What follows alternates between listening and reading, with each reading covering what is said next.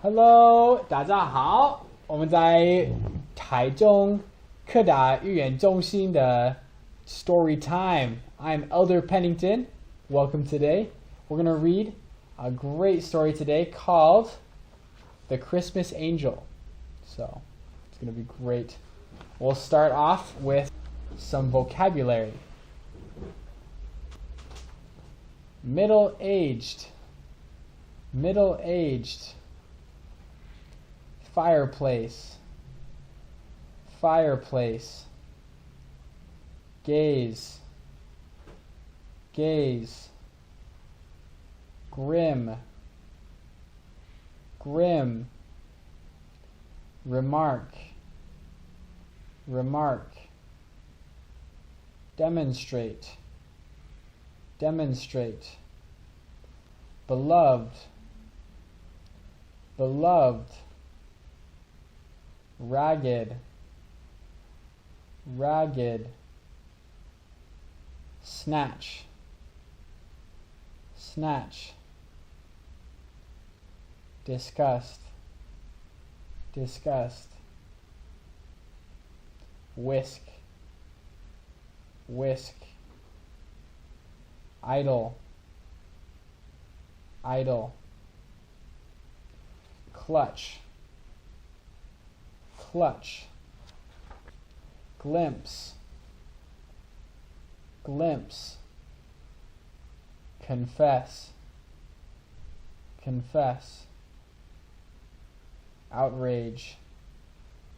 Outrage. Declare. Declare. Beam. Beam. Opposite.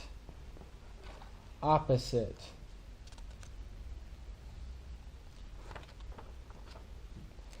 Great. Well, we'll begin the story of a classic Christmas tale. I hope you all enjoy. It was Christmas Eve, and Miss Terry, a bitter middle-aged woman, was alone in her house. She had stopped believing in the Christmas spirit and was estranged from her brother Tom, the only other surviving member of her family. As Miss Terry sat by her fireplace, she picked through an old box full of toys that she and Tom used to play with. She was planning on burning them, thinking they no longer had any use. From the box, Miss Terry picked up a small pink angel. She remembered that this small figurine was the Christmas's angel that had adorned the top of her family's Christmas tree. She gazed at it for a moment, then dropped it back in the box, found another toy, and tossed that one in the fire.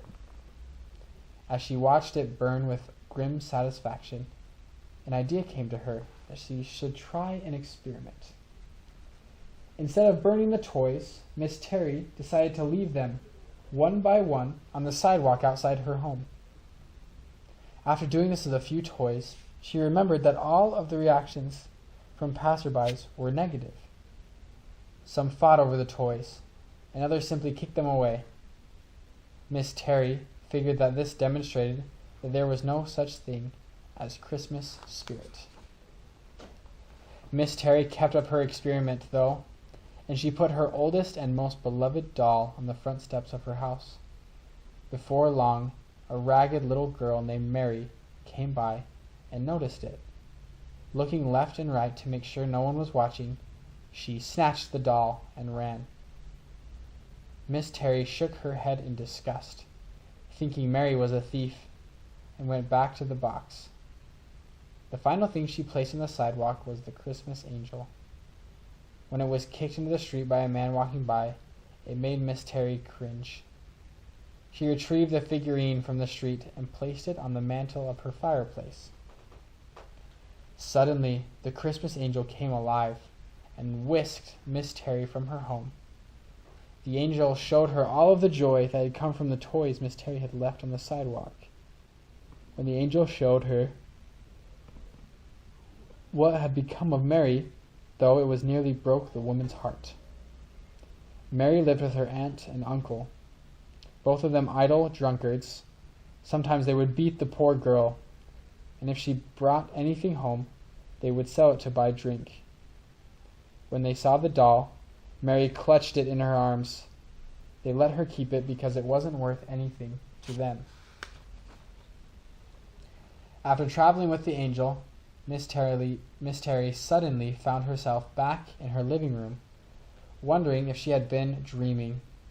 She stared at the Christmas angel and then moved it from the mantel to the windowsill. Moments later, there was a knock at the door. It was her long-lost brother, Tom. Having glimpsed the angel in the window as he passed by, he found the courage to come home to his sister.